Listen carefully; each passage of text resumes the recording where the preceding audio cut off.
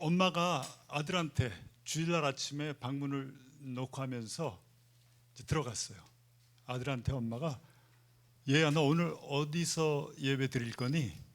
라고 물었어요. 그랬더니 아들이 엄마한테 오늘은 제 방에서 혼자 예배 드리고 싶은데요 라고 아들이 말했어요. 그랬더니 어머니가 아니야 오늘 우리 같이 식탁에서 함께 예배 드릴래? 라고 얘기했습니다. 이것이 우리가 겪은 거 아니에요? 코로나 시대에 우리가 지금 겪고 있는 상황입니다. 누구도 예측하지 못했던 일이 일어났어요. 그리고 지금도 진행되고 있어. 언제 우리가 코로나로부터 자유롭게 될 수 있을지 모릅니다. 그래서 우리는 점점 더 미래에 대해서 확실하지 않은 그런 불확실성의 세대로 우리가 들어가고 있는 것 같아요. 그럼에도 불구하고 가장 확실한 것이 있습니다. 어떤 시대에도 어떤 것도 바꿀 수 없는 것이 있습니다. 그것은 바로 예수 그리스도와 그가 십자가에 못 박힌 그 사실, 그것은 변하지 않아요. 그것은 확실합니다. 불변합니다. 진리이신 예수님, 모든 역사를 통해서 가장 위대한 일을 십자가에서 행하신 그것은, 십자가의 사건은 확실히 변하지 않는 것입니다. 오늘 본문도 지난번에 제가 이제 한번 나눴는데요. 십자가 외에는 오늘 본문 우리가 함께 1절, 2절 같이 읽으시겠습니다. 시작. 형제들아 내가 너희에게 나아가 하나님의 증거를 전할 때 말과 지혜의 아름다운 것으로 아니하였나니 내가 너희 중에서 예수 그리스도와 그가 십자가에 못 박힌 것 외에는 아무것도 알지 아니하리로 작정하였음이니라. 예수님, 바울이 여기서 말씀하고 있습니다. 예수 그리스도와 그가 십자가에 못 박힌 것 외에는 아무것도 알지 아니하기로 작정하였다고 말합니다. 여기 2절에는 왜냐하면이 들어가 있어요. 내가 하나님의 증거를 전할 때 말과 지혜의 아름다운 것으로 하지 아니하였나니 왜냐하면 내가 앞으로는 예수 그리스도와 그가 십자가에 못 박힌 것 외에는 증거하지 않기로 내가 작정하였느니라 라고 말하고 있는 거예요. 이게 어떤 상황에서 벌어졌는지 지난번에 설명드렸죠. 아테네에 갔어요. 고린도에 오기 전에 바울이 아테네에 들렸어요. 아테네에서 어떤 일이 벌어졌어요? 우상이 들끓고 있고 모든 심오한 철학자들이 다 모여서 토론하고 변론하고 있는 거기에 가서 바울이 자기가 여지껏 배웠던 모든 지식을 총동원해서 자기가 알고 있는 모든 것을 다 동원해서 심오하고 깊이 있고 아주 화려하게 하나님을 증거하려고 했어요. 그런데 어떻게 됐어요? 결과는 비참했어요. 몇 사람밖에 구원 못 받았어요. 그리고 교회도 시작되지 않았습니다. 그 후에 고린도로 오게 됩니다. 그것을 경험한 바울이 고린도에서 이렇게 고백하는 것을 우리가 볼 수가 있습니다. 실제로 지금 우리에게 일어나는 모든 문제들, 우리가 통과해야 되는 역경들, 어려움들, 갈등하고 있는 여러 가지 문제들, 여기에 대한 해답이 다 십자가에 분명히 있음을 우리도 경험해야 되는 것입니다. 내 문제뿐만이 아니라 내가 지금 겪고 있는 문제뿐만이 아니라 내 주위에 어렵게 지금 살아가고 있는 사람들의 모든 문제까지도 십자가에 가면은 그곳에 해답이 있음을 우리가 알 수 있어야 합니다. 십자가가 뭐길래? 그래서 우리가 지난번에 말씀 전할 때 우리가 가지고 있는 신학적인 문제들에 관해서 얘기했어요. 첫 번째 뭐였죠? 사람들이 하나님이 정말 계시는 겁니까? 하나님이 계십니까? 살아계십니까? 라고 의구심이 들 때가 있고 확신하지 못할 때가 있습니다. 예수 그리스도께 나가면 어떻게 돼요? 예수님께서 뭐라고 그러셨어요? 요한복음 14장에 빌립이 아버지를 우리에게 보여달라고 그랬어요. 그랬더니 예수님 하시는 말씀이 뭐예요? 네가 여지껏 나와 함께 있었고 네가 나를 보았는데 어찌하여 아버지를 다시 보여달라고 하느냐? 내가 나를 본 자가 곧 아버지를 봤는데 내가 곧 아버지고 내가 곧 하나님인데 왜 또 보여달라고 하느냐? 하나님에 대한 확신이 없으세요? 예수님께 가보세요. 예수님이 하나님이세요. 물론 하나님의 아들이시죠. 그렇지만 하나님이세요. 하나님과 똑같으신 하나님이세요. 예수님을 알게 되면 하나님을 아는 것이고 예수님을 보게 되면 하나님을 보는 것입니다. 두 번째 질문은 하나님이 나를 사랑하신다고요? 하나님이 나를 이렇게 사랑하시면 왜 이런 일이 나한테 일어나요? 하나님이 나 사랑하시는지 확신할 수가 없어요. 그런 의구심을 갖고 있는 사람도 십자가에 가면 어떻게 돼요? 하나님이 나를 얼만큼 사랑하는지, 십자가에서 자기 외아들 독생자를 아끼지 아니하고 주시니가 우리에게 모든 것을 더하여 주시지 않겠느냐? 라고 로마서 8장에서 말씀하고 있어요. 아들까지 주셨는데 나한테 내가 필요로 하는 것들 다 주시지 않겠느냐? 십자가로 가면은 하나님이 나를 얼마나 사랑하시는지를 구체적으로 십자가에서 우리가 경험할 수 있게 되는 것입니다. 셋째는 하나님이 이렇게 필요 채워주신다고 했는데, 공급해 주신다고 했는데, 아니 지금 이게 뭡니까? 이렇게 힘들고 재정적으로 어렵고 장사는 안 되고 지금 이렇게 어려운 상황 가고 있는데 언제 하나님께서 채워주십니까? 그것도 십자가로 가면은 알 수가 있어요. 내가 원하는 것이 있고 내가 필요한 것이 있어요. 하나님은 내가 필요한 것들을 꼭 채워주세요. 더 인내하고 더 기다리고 기도하면서 버티면 놀라운 하나님의 기적 같은 손길의 역사를 우리가 경험할 수 있게 돼요. 여러분의 인생을 통해서 경험하셨을 거예요. 저도 물론 경험했어요. 예, 꼭 우리의 필요를 채워주신다라고 약속하셨어요. 그리고 마지막으로 내 죄가 완전히 용서받았다는 확신, 내가 앞으로 지을 모든 죄까지도 하나님이 용서해 주겠다라는 확신이 저한테 없습니다. 어떻게 확신을 가질 수 있죠? 라는 질문이 들 때 십자가로 가면은 또 거기서 해결이 됩니다. 답이 있습니다. 십자가에서 어떤 일이 일어났어요? 예수 그리스도께서 내 죄를 다 짊어지시고 그 죄의 값인 죽음을 나 대신 십자가의 죽으심으로 말미암아 죄의 값을 다 치러주셨어요. 이미 2000년 전에 이게 끝난 일이에요. 다 이루셨어요. 예수님이 십자가에 달리셨을 때 어땠어요?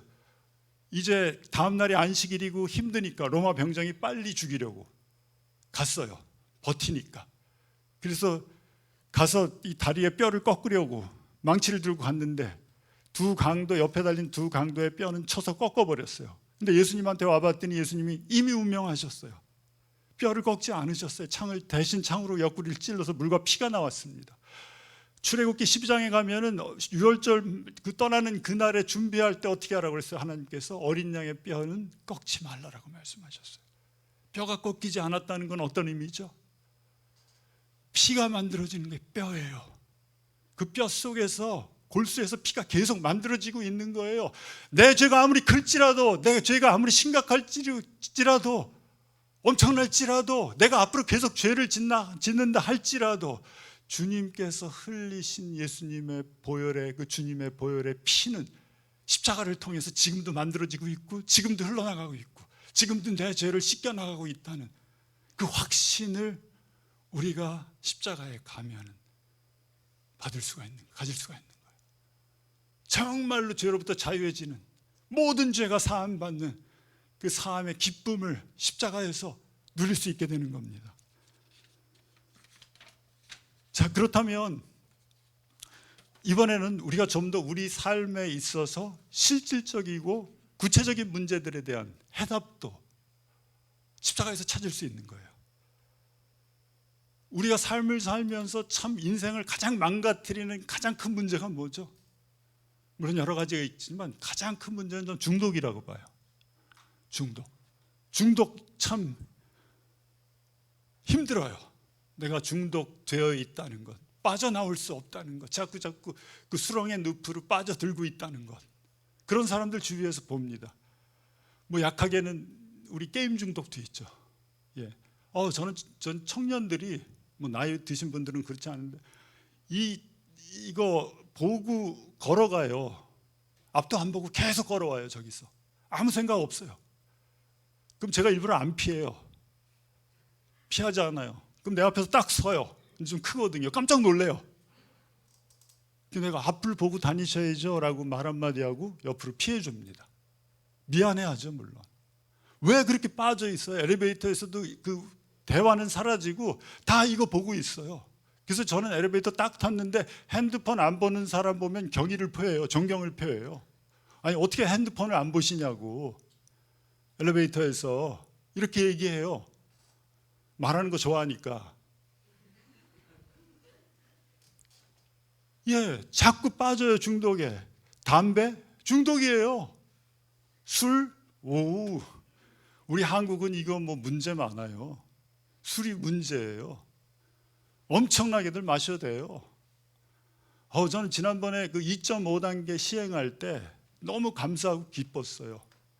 왠지 아세요? 우리 주상복합에 사는데 1층에 아주 902라는 아주 잘 해놓은 맥주 그 바가 있거든요.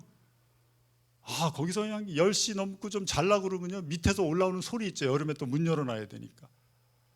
그것 때문에 정말 힘들었어요. 강아지들은 또 공원에서 왔다 갔다 하면서 또 짖지요. 사람들은 또 술 취해서 떠들죠. 근데 2.5단계 시행되니까 9시부터 딱 조용해지더라고요. 얼마나 감사한지 몰랐어요. 계속 시행됐으면 좋겠다. 예. 그런 마음이 들었어요. 술 중독 이거 무시해요. 알코올로 파괴되는 인생들이 얼마나 많습니까? 거기 도박 중독, 성 중독, 약물 중독, 마약 중독, 이건 뭐 심각하죠. 요즘 학생들 사이에서는 뭐 노담 하잖아요. 예. 보면 그 엘리베이터에서 선전이 나오더라고. 나는 노담이야. 여기는 노담이죠. 미국은 뭔지 아세요? 노마약이야. 이래야 돼요. 우리 한국도 그런 대로 지금 가고 있어요. 그렇게 될 거예요. 앞으로 심각해요. 중독이. 그래서 우리가 그 중독을 끊으려고 막 애쓰고 노력하고 막 이러면 어떻게 돼요? 조금 자유해지는 것 같다가 또 빠져요. 아니면 더 심하게 빠져요.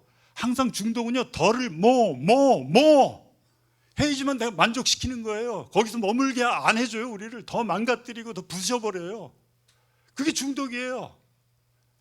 그것을 만족할 수가 없어요. 한 어부가요, 이제 바다에서 물고기 생선을 잡으려고 그물을 쳐놨어요. 기대감을 갖고 가서 그물을 건져 올렸는데 불가사리가 가득 찼어요. 화가 있는 대로 나가지고 불가사리를 추합했어요. 잘랐어요. 다 잘라가지고 바다에 던졌어요.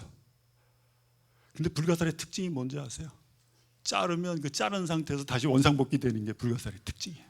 다 자기 원래의 모습으로 회복돼요. 불가사리는. 어떻게 됐겠어요? 마치 중독이에요. 우리가 자르면 자를수록 어떻게 돼요? 더 회복이 돼요. 더 몰려와요. 더 괴롭혀요.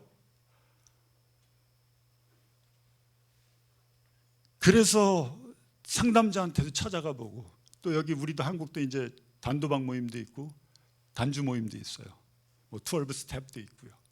그 여러 가지 프로그램에 참석하지만은 효과를 당분간 조금 보는 것 같아요. 그렇지만 근본적인 문제는 전혀 해결할 수가 없는 것입니다. 그것도 십자가로 가면은 치유가 돼요. 놀랍게 치유가 돼요. 한 번에 치유가 돼요. 영원히 치유가 돼요. 잊어버려요. 하나님이 역사해 주시면 십자가로 가서 다 내려놓고 십자가에서 하나님의 앞에서 하나님의 도움을 구하면 놀라운 역사가 일어나게 됩니다. 로마서 6장 6절에 이렇게 말씀합니다. 우리 한번 같이 아주 가장 중요한 구절들을 하나 같이 읽겠습니다. 시작. 우리가 알거니와 우리의 옛사람이 예수와 함께 십자가에 못 박힌 것은 죄의 몸이 죽어 다시는 우리가 죄에게 종노릇하지 아니하려 함이니라. 예수님이 우리의 죄를 위해서 죽음으로 피를 흘리시고 죽으셨어요. 우리의 죄를 다 덮어주셨고 깨끗하게 해주셨을 뿐만이 아니라 우리 옛사람이 예수님과 함께 십자가에서 죽었어요. 나의 옛 속성, 옛 습관, 옛 자아, 셀피시한 내 자아, 나의 이 모든 것이 예수님과 함께 십자가에서 죽었어요. 못 박혀 죽은 것입니다. 그렇기 때문에 우리가 다시 육에게 종노릇 할 필요가, 그것을 알게 되면, 그 사실을 내가 믿음으로 취하게 되면, 그것이 내 것이 된다면 다시 옛사람이 원하는 것에 내가 빠져들지 않게 됩니다. 사사기 4장에 가면은 이런 스토리가, 이것에 대한 예가 나옵니다. 그 사사기 4장에 가면은 그 드보라가 사사일 때 그 야빈이라는 가나안 왕이 있었어요. 근데 그때 어떤 사람이 있었냐면 헤벨이라는 남편의 아내가 야엘인데, 이 헤벨과 야엘이 가나안 땅에 살다가 거기 있는 우상을 버리고 우상을 섬기는 그 땅을 빠져나와서 이스라엘 사람들이 사는 땅으로 이주하게 됩니다. 근데 그 가나안 왕 야빈이 이스라엘을 치려고 군대 장관 시스라와 함께 군대를 일으키고 철병거, 엄청난 철병거를 갖추고 나서 전쟁을 하려고 해요. 그때 드보라가 나가서 하나님께 묻고 하나님께서 붙였다고 하니까 싸우게 됩니다. 그 싸움에서 이 야빈이 대패를 해요. 시스라는 거의 막 철병거도 다 무너지고 말에서 떨어져서 막 혼자서 살려고 도망하게 됩니다. 도망가다가 맞닥뜨린 곳이 누구냐면 야엘의 텐트예요. 야엘의 텐트에 들어가게 됩니다. 21절 제가 읽어볼게요. 그가 깊이, 그래서 야엘의 텐트에 들어가서 야엘한테 먹을 것을 달라고 하니까 야엘이 아주 따뜻한 우유를 줘요. 완전히 지쳐 있었고 완전히 피곤한 상태에서 따뜻한 우유 먹으면 어떻게 되죠? 그냥 깊은 잠에 빠지는 거예요. 야엘이 그걸 주니까 시스라가 그걸 받아 마십니다. 그가 깊이 잠드니 헤벨의 아내 야엘이 장막 말뚝을 가지고 손에 방망이를 들고 그에게로 가만히 가서 말뚝을 그의 관자놀이에 박음에 말뚝이 꿰뚫고 땅에 박히니 그가 기절하여 죽으니라. 시스라가 죽었어요. 밖에 나가서 그 말뚝 있죠, 텐트 말뚝을 갖고 와서 정수리에 대고 망치로 내려 쳤어요. 시스라를 죽여버렸어요. 우리도 하나님께 속해 있지만, 옛사람이 십자가에 못 박혔지만 자꾸 옛사람이 우리한테 찾아와요. 시스라가 야엘에게 찾아온 것처럼 우리에게도 시스라가 찾아옵니다. 옛사람이 찾아옵니다. 그때 어떻게 해야 됩니까? 나를 찾아와서 나를 지배하려고 들고 다시 나를 유혹하고 또 다시 나를 이렇게 나에게 나쁜 영향력을 끼치려고 합니다. 그때 우리도 야엘이 한 것처럼 시스라를 못 박아야 돼요. 다시 옛사람이 그리스도와 함께 십자가에 못 박혀 죽었다는 것을 믿음으로 인정하고 선포하고 나아가야 됩니다. 전혀 힘을 못 써요. 마치 죽은 자처럼 옛사람은 물러가게 됩니다. 자, 그리고 두 번째로 우리를 또 괴롭히는, 힘들게 하는 게 있어요. 요즘 특히 심해요. 이 코로나가 이렇게 발병되고 나서 많은 사람들이 겪고 있는 고통 중에 하나가 뭐냐면 우울증이에요. 많이 우울해요. 저도 우울해요. 저도 운동도 제대로 못하고 또 마스크 쓰는 게 너무 괴롭거든요. 마스크 쓰는 게 힘들고, 근데 계속 써야 되고, 하여튼 힘들어요. 모든 상황이 우울해져요. 그렇게 우울한 증세가 나타나고 우울증이 있을 때 그것을 극복하는 방법도 십자가로 가면 됩니다. 누가복음 9장 23절에 이렇게 말씀합니다. 우리가 읽겠습니다. 시작.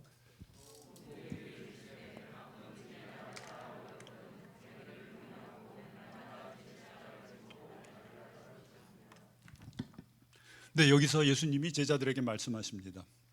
또 우리에게 이르시되 아무든지 나를 따라오려거든 자기를 부인하고 날마다 제 십자가를 지고 나를 쫓아오라고 말씀하십니다. 여기서 자기 십자가를 지라고 할 때 나에게 있는 문제들, 내가 겪고 있는 질병들, 어려움들, 이런 건 여기 나오는 십자가가 아니에요. 내가 지는 십자가가 아니에요. 나로 인해서 생긴 것들, 이런 것들은 여기서 예수님이 말씀하고 있는 우리가 져야 될 나의 십자가가 아니에요. 그럼 나의 십자가는 뭐냐 하면 이거예요. 나에게는 없었는데, 나에게는 여지껏 있지 않았는데 예수님을 위해서 살려고 하다 보니까 나한테 들어오는 거예요. 나한테 생긴 거예요. 내가 져야 되는 거예요. 예수님과 내 주위에 있는 다른 사람들의 유익을 위해서 내가 행하는 행동들, 이게 내가 져야 될 십자가인 거예요.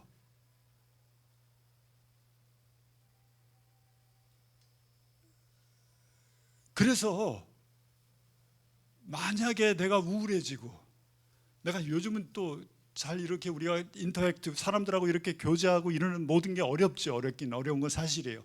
우울해지고 그럴 때 그 우울증을 극복하며 나아갈 수 있는 방법이 뭐냐면, 자꾸 자기 연민에 빠지고 나만 생각하고 나하고만 있고 나만 사랑하고 이런 것을 내려놓고 내 주위에 필요가 있는 사람들을 위해서 나의 시간과 나의 노력과 나의 물질과 정력을 쓸 때, 그때 우울증에서 극복이 되는 거예요. 하나님이 나에게 맡겨주신 그 십자가를 내가 지고 내 자신을 내려놓고 부인하고 나아갈 때, 그때 우리는 우울증으로부터 자유해질 수 있는 거죠. 참 힘든 때예요. 어려운 때예요. 그것도 못해요. 제대로 못할 때예요. 우리가 만나는 것조차를 싫어하니까. 그래도 거기서 내가 우울한 걸로부터 자유롭게 되는 길은, 여러분 여기 카페 하고 있죠. 저도 못 가봐서 죄송합니다. 아직도 어제 가려고 했는데 못 갔어요. 카페에서 많은 분들이 섬기고 있어요. 근데 어떤 분이 자기 집에 혼자 있는데, 혼자 있고 뭐 무료하고 뭐 이것저것 하고 뭐 기도도 하고 뭐 하지만 무료하고 우울해져요. 그때 뭐 하시면 좋아요? 카페 나와서 한번 섬겨보세요. 내 시간, 내 누릴 권리를 조금 내려놓으시고 카페 나와서 한번 열심히 섬겨보세요. 얼마나 해피하겠어요. 아닌 것 같은데요. 별로. 나는 요즘 혼자 있는 게 너무 좋아요. 다들 이러시는 것 같은데요.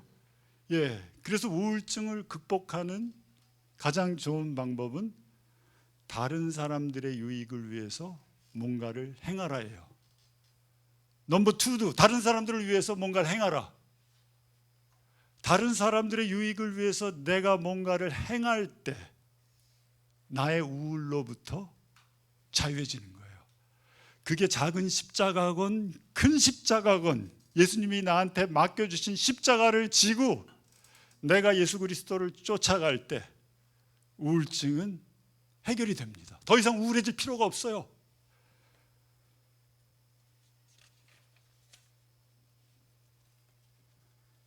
그런데 이제 문제가 뭐냐면, 내가 행하려고 하는데, 내가 가족들에게 좀 하려고 하는데 뭐가 있냐면, 가족들이 나한테 준 상처가 있어요. 이 관계가 참 미묘하거든요.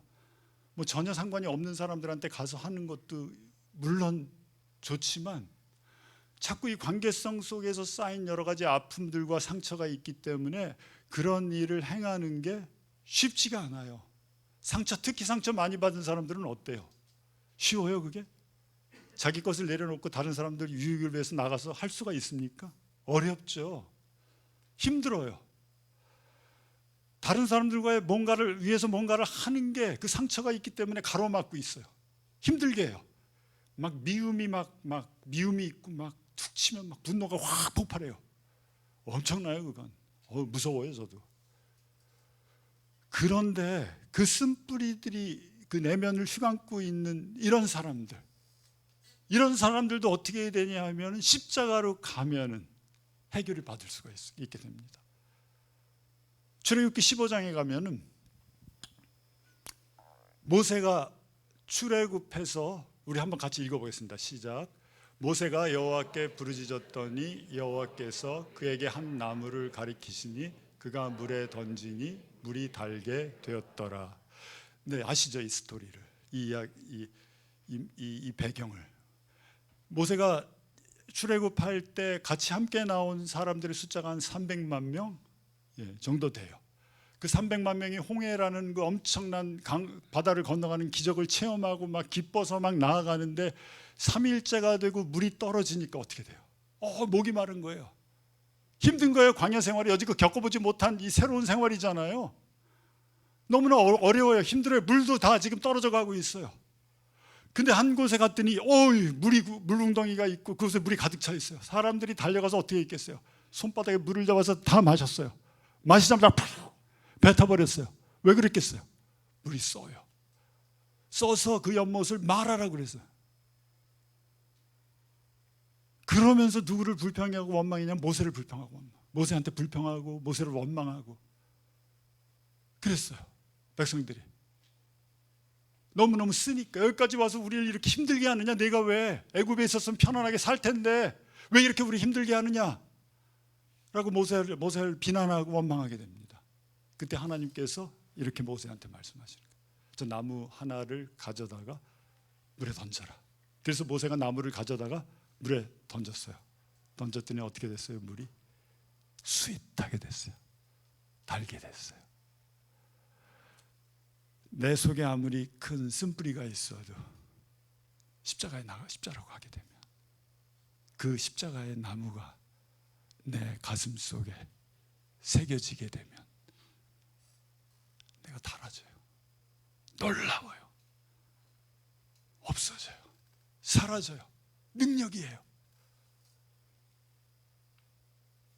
십자가를 내가 나의 십자가로 받아들이게 되면 예수님이 거기서 나의 모든 죄를 위해서 죽으시고 나를 사랑하셔서 피 한 방울 물 한 방울까지도 나를 위해서 흘려주셨다는 게 믿어지게 되고 그것이 내 십자가가 되고 내가 그 십자가를 경험하게 되면 그 다음에 나를 과거로부터 괴롭혀온 내 안에 있는 여러 가지 어글리한 것들, 그 비러니스들, 이런 것들이 다 씻겨나가게 되는 것입니다. 십자가로 가면은 그것도 해결받게 됩니다. 십자가로 가면요, 예수님께서 이렇게 말씀하실 거예요. 네가 지금 저 사람 때문에 상처받았어? 저 사람이 너한테 이 일을 했기 때문에 힘들어?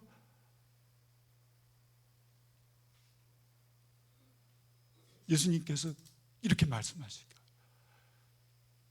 너를 힘들게 한 저 사람의 죄까지도 내가 다 담당하고 십자가에서 죽었다 라고 말씀하실 거예요. 너의 죄뿐만이 아니라 너를 힘들게 한 내 주위에 있는 사람들의 그 모든 죄까지도 내가 이미 다 페이오프 시켰어. 그 사람한테 청구하지 말고 나한테 청구해 라고 예수님이 말씀하실 것이기 때문에 우린 자유해질 수 있는 거예요. 이미 끝났어요. 얼마나 좋아요. 그래도 내가 좀 어떻게 해봐야겠어요? 너무 취해요? 아니에요. 취한 게 아니에요. 너무너무 고귀하고 값진 희생을 예수님께서 다 치르신 거예요. 십자가에서.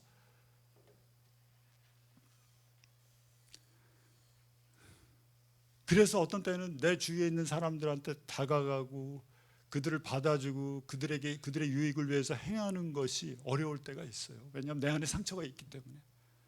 그래도 십자가로 가게 될 때 그 안에서 내 마음의 아픔과 옛날에 받았던 모든 상처들이 치유되고 쓴뿌리가 완전히 뽑혀나가게 되는 것입니다. 마가복음 8장에 가면요, 예수님께서 길을 가시다가 맹인된 사람을 만나요. 그래서 맹인된 사람한테 진에게 이걸 이겨서 좀 안수하고 이제 뭐가 보이냐고 했더니 이 사람이 눈을 뜨고 나서 예수님한테 뭐가 좀 이제 보입니다. 그렇게 얘기하고 나서 뭐라고 얘기하면, 그래서 예수님이 뭐가 보여? 그랬더니 나무 같은 것들이 지나가는 게 보입니다. 그래요. 나무가 왔다 갔다 하는 것들이 보입니다. 눈을 제대로 못 뜬 거예요 아직.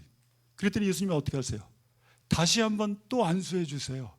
안수해 주시니까 어떻게 해요? 이 사람이 나중에 눈이 밝아져 가지고 사람들이 이제 보입니다 라고 얘기하는 것을 볼 수가 있습니다. 우리가요, 내 중심에서 내 관점에서 주위 사람들을 보면요, 아직까지 이 한 번 안수받은 맹인처럼 보여요. 주위에 있는 사람들 제대로 객관적으로 볼 수가 없어요. 나한테 상처 준 사람 나무 같은 게 지나가면 어떤 마음 드세요? 저거 오늘 찍어버릴 거야. 찍어서 불태워 버릴 거야. 이런 마음 안 들어요? 제대로 못 보니까. 예. 쉽지 않아요. 근데 다시 십자가에 나가면 어떻게 됩니까? 예수님이 내 눈을 뜨게 해주세요. 나한테 안수해 주시고 눈 뜨게 해주시고 밝히 보게 해주세요. 마치 누가 보는 것처럼, 예수님이 바라보시는 것처럼 나도 주위에 있는 사람들, 나에게 상처 입힌 사람들, 나를 험담한 사람들, 나를 비난한 사람들, 그 눈으로 우리가 예수님의 눈으로 바라볼 수 있게 되는 거예요. 이제 사람처럼 보이게 되는 것입니다. 십자가로 나아갈 때 십자가에서 해결책이 있는 거예요. 또 문제가 있죠. 우리 살다 보면 결혼 문제예요. 부부 문제, 자녀들과의 갈등, 여러 가지 문제가 있어요. 부부 문제 어때요? 쉬워요? 에베소 5장 25절에 이렇게 말씀합니다. 시작, 같이 읽겠습니다. 남편들아, 아내 사랑하기를 그리스도께서 교회를 사랑하시고 그 교회를 위하여 자신을 주신같이 하라.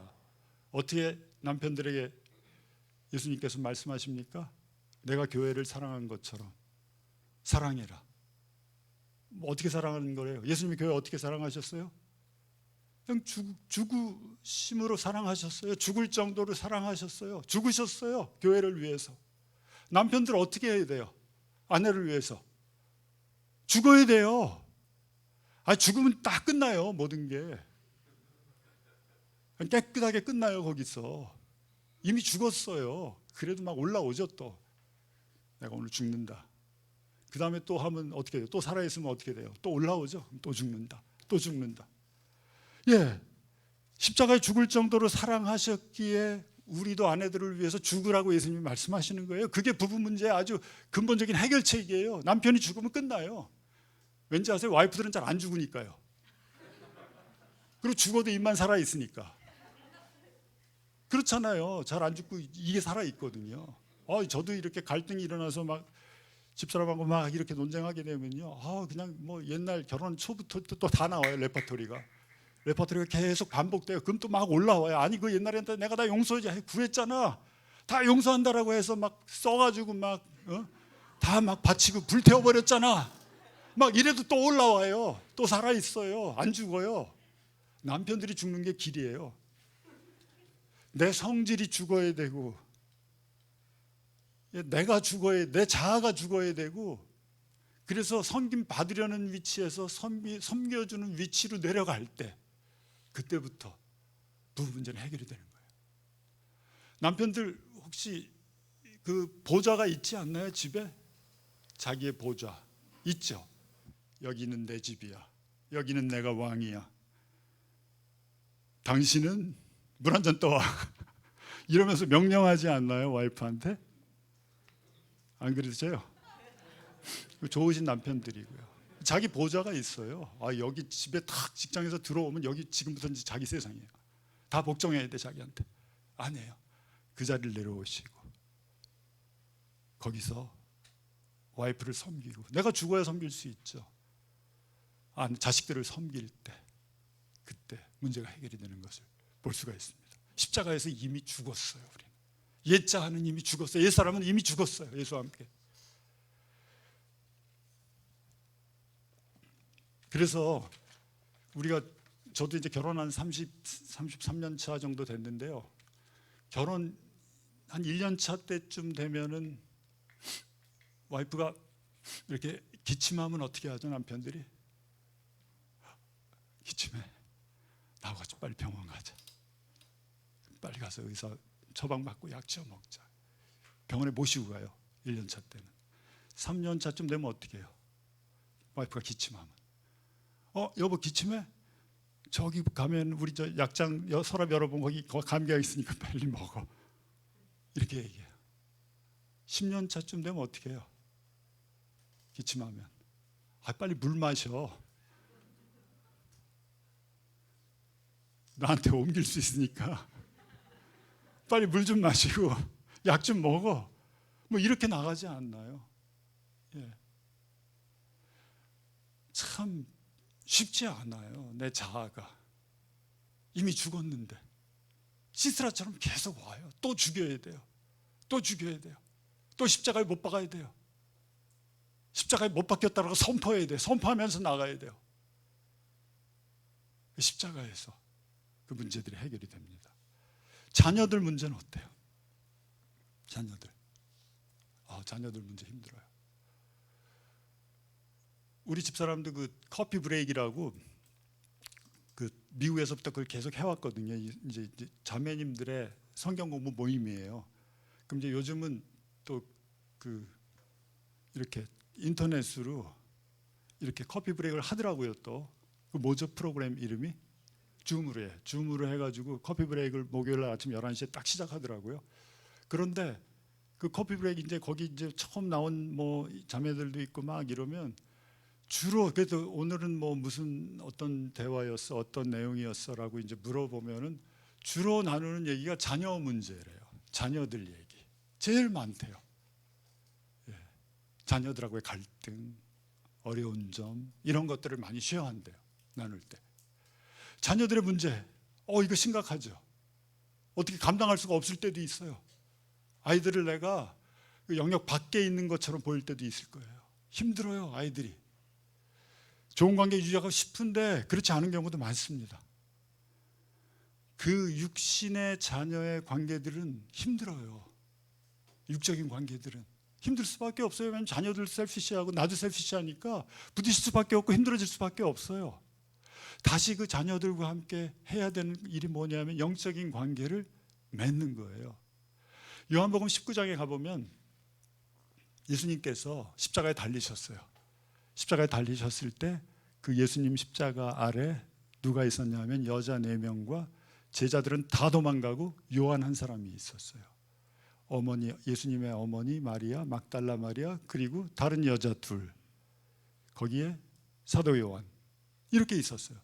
예수님이 십자가에서 어머니에게 뭐라고 말씀하시냐면 어머니, 여자여, 구내라고 얘기하죠. 여자여, 어머니라고 안 그러고 아주 존경스럽게 여자여, 당신의 아들입니다. 요한을 지칭하면서 당신의 아들입니다 라고 얘기해요. 그리고 요한에게는 요한아, 내 어머니다 라고 얘기해요. 무슨 의미가 있는 거예요? 거기서 그렇게 말씀하시는 게 새로운 가족이 십자가 앞에서 세워지는 것을 우리가 볼 수가 있습니다. 십자가로 말미암아 세워져요. 그 다음부터 요한이 마리아를 자기 집에 모시고 가서 마리아가 아마 돌아가실 때까지, 죽을 때까지 요한이 어머니로서 모시고 섬겼을 거예요. 책임졌을 거예요. 우리 육적인 가족들도요, 문제가 많잖아요. 그 문제가 많은데 십자가로 가서 십자가 앞에서 영적인 가족으로 다시 맺어지면은 그 문제가 해결되는 것을 우리가 볼 수가 있습니다. 믿지 않는 패밀리, 가족, 자녀들이 있어요. 사역 넘버원 대상이에요. 자꾸 부딪히지 말고요. 밀어내지 말고 어떻게 하든지 안아주고 끌어담고 내가 죽고 다시 복음 전하고 또 사랑해주고 계속해서 해야 돼요. 기도하고 이러면서 할 때 예수 그리스도 안으로 들어오게 되면, 믿게 되면 그 다음부터 이 영적인 패밀리로서 반디지가 형성이 되는 거죠. 새로운 가족의 패러다임이 그때부터 시작되는 거예요. 문제가 없을 수는 없지만 그래도 아름다운 관계를 유지하면서 나아가는 것을 우리가 볼 수가 있습니다. 십자가로 가면은 뭐 이것 말고 문제가 또 있겠지만 십자가로 가면은 내가 갖고 있는 여러 가지 문제들, 어려운 것들, 이런 모든 것들이 십자가에서 해결이 되는 것을 볼 수가 있습니다. 그래서 바울이 예수 그리스도와 그가 십자가에 못 박힌 것 외에는 내가 알지 아니하기로 작정하였다라고 고린도전서 2장에서 고백하고 있는 것을 우리가 볼 수가 있습니다. 바울이 고린도에서 1년 6개월 동안 사역했어요. 거의 18개월 동안 고린도에 사역했어요. 뭘 가르쳤겠어요? 어떤 걸 가르쳤겠어요? 바로 예수 그리스도와 그가 십자가에 못 박힌 것을 가르쳤을 거예요. 제가 지난번에 이걸 얘기했더니 어떤 분이 저한테 물어보더라고요. 부활은 어디 있는 겁니까? 부활도 중요한데 예수님이 하나님이시면 당연히 부활하는 거죠. 부활은 십자가가 없어지는 부활도 없는 거예요. 물론 부활이 중요해요. 예. 그래도 이제 그렇게 질문하시는 분이 있어서 말씀드리는 거예요. 예수 그리스도와 그가 십자가에 못 박힌 것, 그것을 1년 6개월 동안 고린도에서 가르쳤더니 어떤 역사가 일어납니까? 놀라운 역사가 일어났습니다. 많은 사람들이 구원받았죠. 또 고린도 교회가 세워졌죠.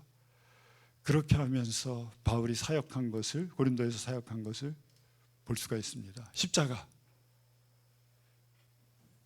십자가는요, 예수님과 원수됐던 내 자아가 죽는 곳이에요. 예수님이 막 이렇게 하라고 말씀하셨는데도 불구하고 또 내 뜻대로 하고 싶어하는 그런 내 자아가 죽는 곳이 바로 십자가예요. 내가 죽어야 내 안에 계신 예수님이 비춰져요. 남자가 하나님의 영광이라고 그랬어요. 하나님의 영광인데 남자가 하나님의 영광, 여자는 남자의 영광이에요. 예, 고린도전서 11장이 그렇게 말씀합니다. 그 남편들, 아까 제가 말씀 못 드렸는데, 남편들이 우리 와이프는 이렇게 바가지 긁고 밤낮 이렇게 심각하고 막 성질내고 막 분노하고 뭐라고 얘기할 수도 없고 막 이러면요, 그게 자기 모습이에요. 남편의 영광이 아내예요. 그럼 아내가 누구를 비춰주냐면, 아내를 비춰주는 게 아니라 남편의 모습을 비춰주고 있다는 거예요. 그걸 알게 되면 자유해져요. 그 다음부터 내가 죽어야 되는구나, 내가 잘못했구나, 내가 문제구나, 이걸 깨닫는 게 얼마나 축복인지 몰라요. 그래서 우리 남자가 하나님의 영광이에요.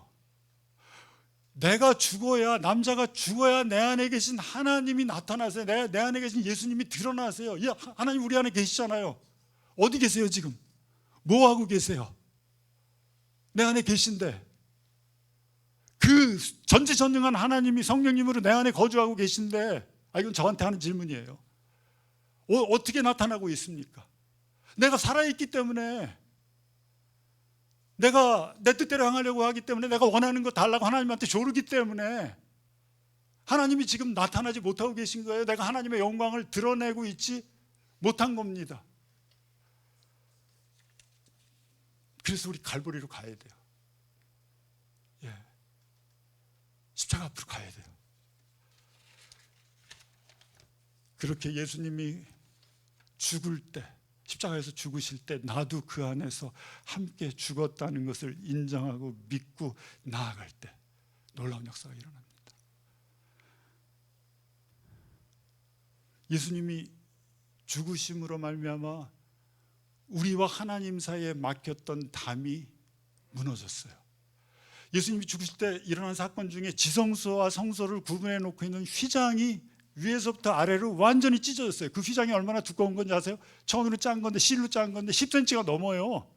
그건 도저히 찢으려도 찢을 수 없는 그런 휘장이에요. 근데 그 위에서부터 아래로 완전히 찢어졌어요. 무슨 얘기예요? 이제 하나님과 우리 사이를 가로막고 있는 그런 휘장이 이제 찢어진 거예요. 막혔던 담이 헐린 거예요. 무너진 거예요. 나를 묶어놓고 있던, 내가 십자가로 나가서 예수님과 죽었다는 것을 인정을 할 때 나를 묶어놓고 있던 그런 여러 가지 중독들, 나쁜 습관들, 이런 것들이 다 무너지게 됩니다. 십자가라고 해서 내가 예수님과 함께 죽고 예수님과 함께 다시 살고 예수님과 함께 완전히 바인딩 될 때, 그렇게 될 때 완전히 내가 새롭게 변화받게 됩니다. 다시 옛사람이 찾아와도 내가 또 죽이게 됩니다. 내가 물리치게 됩니다. 다시 거기 지배당하지 않게 됩니다. 그들의 유혹에 다시 넘어가지 않게 됩니다. 내가 십자가에서 죽었다는 것을, 예수와 함께 죽었다는 것을 인정하게 될 때, 그렇다고 그것이 나를 속박하는 게 아니에요. 나를 이렇게 막 얽어매는 게 아니에요. 내가 이미 얽어맨 것으로부터 그것을 인정할 때 난 자유케 해주시는 거예요. 나를 자유롭게 해주시는 거예요. 십자가에서 그 자유를 경험하세요. 누리고 계세요. 그 버스 저 옆에 보면은 저 담배 그 광고 선전이 있는데, 저는 그 선전이 항상 떠올라요. 이렇게 담배 꽁초가 한 사람을 막 뱅글뱅글 감고 있어요. 거기 끝에 불이 붙여 있고 연기가 타오르고 있고. 얼마나 사로잡혀 있어요 우리가. 그 어떤 것에, 그 무엇에, 어떤 사람에게 사로잡혀 있습니까? 부자유합니까? 얼마나. 거기로부터 예수님께서 우리로 하여금 우리를 자유케 해주시겠다라고 우리에게 말씀하고 계신 거예요. 십자가로 나와라. 십자가로 가라. 너희가 나와 함께 죽은 것을 믿음으로 취해라 라고 말씀하고 계신 겁니다. 그래서 이제 마지막으로 제가 다시 한번 이렇게 권면드리겠습니다. 아무도 모르고 나만이 알고 있는 나만의 세계에서 내가 즐기고 있는 게 있어요. 빠져들고 있어요. 십자가로 가세요. 거기로부터 나오게 됩니다. 그 방으로부터 빠져나오게 됩니다. 십자가로 가세요. 거기 잊지 마세요. 계속 있게 돼요. 계속 붙잡혀 있게 돼요. 십자가로 가면은 거기서부터 해결받게 됩니다.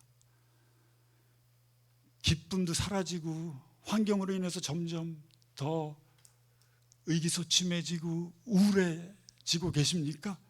우울증에 시달립니까? 십자가로 가세요.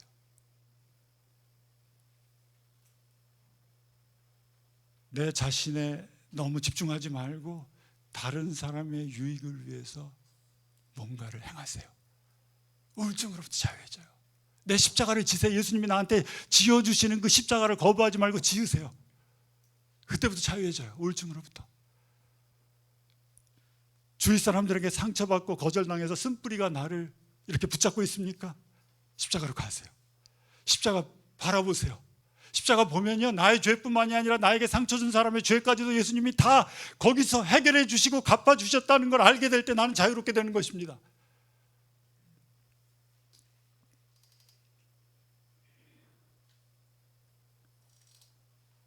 부부 문제로 힘들어하고 자녀 문제로 힘들어하십니까? 십자가로 가세요. 그곳에서 모든 것이 새로워집니다. 놀라운 회복의 역사가 일어나고 우리는 기쁨으로 그 회복에 동참하게 될 것입니다. 난 할 수 없어요. 십자가로 가세요. 그냥 주님 저 여기 있습니다. 어떻게 해주세요. 맡기세요. 내가 하려고 하지 마세요. 내가 하려고 하면 또 당해요. 나는 할 수 없습니다. 주님이 오셔서 저는 주님과 함께 바인딩 됩니다. 십자가에서 죽고 주님과 함께 바인딩 됩니다. 오셔서 해결해 주세요. 그래서 예수님과 예수 그리스도와 그가 십자가에 못 박힌 것이 전부가 되어야 돼요. 우리 인생에 있어서. 성경 전체는요, 그 두 가지에 다 집약되어 있어요. 그 두 가지를 다 구약 창세기 1장부터 요한계시록 22장까지 다 그것을 설명하고 있는 거예요. 더 이상도 아니고 이하도 아니에요. 모든 것이 다 거기에 연결되어 있어요. 그래서 바울이 예수 그리스도와 그가 못 박힌 십자가 외에는 알지 아니하기로 작정하였고 가르치지 아니하기로 작정하였다라고 선포하고 있는 것입니다. 자, 이제 우리도 이 시간 같이 우리 함께 십자가로 나가시겠습니다. 같이 기도하시면서 이 찬양 부르시면서 십자가로 다 같이 일어나셔서 이 찬양 부르시겠습니다.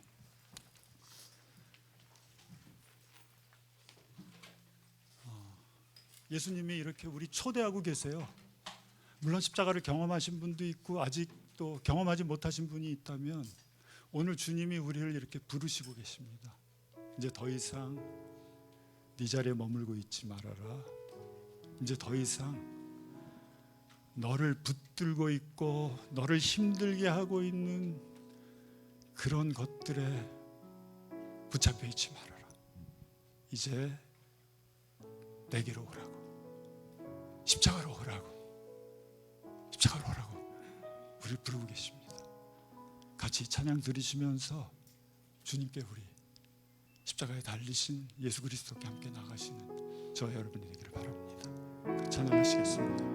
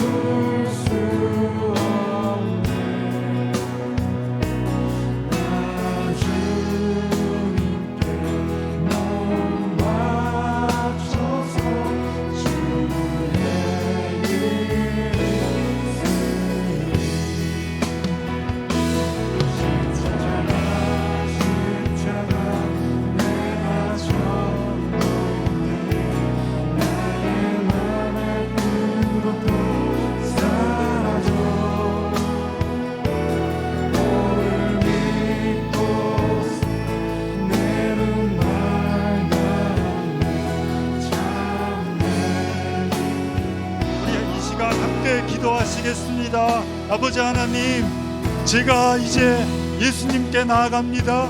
그리스도의 십자가로 나아갑니다. 여지껏 저를 짓누르고 있고 무겁게 했던 모든 것들, 나의 습관들, 내가 즐겼던 것들, 내 속에 살아있는 나의 옛사람 다 십자가 앞에 내려놓습니다. 하나님 아버지, 십자가를 경험하게 해주십시오.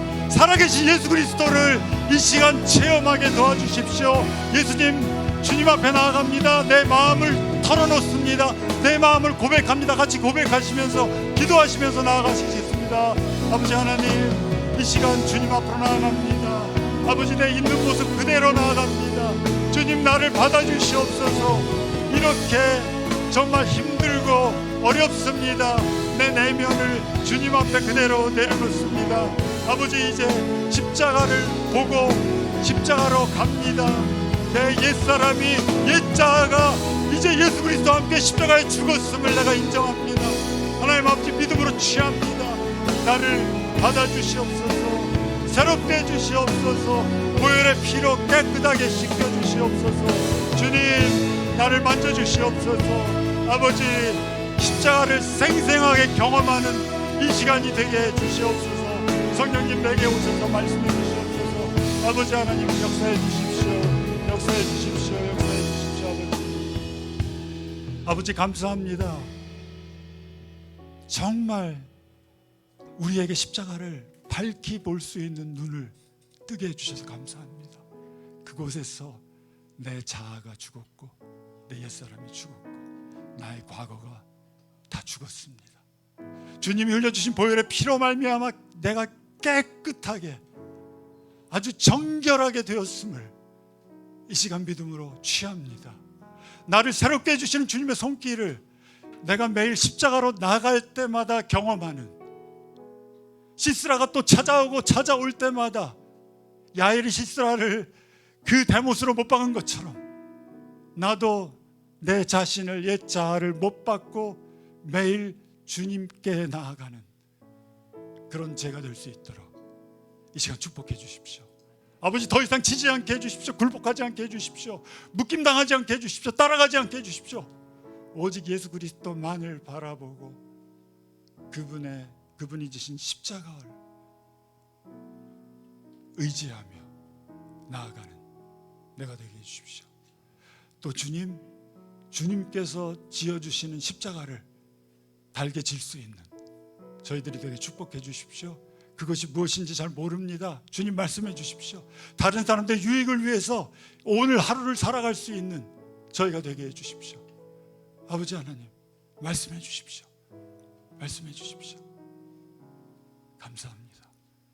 예수님의 이름으로 기도드립니다.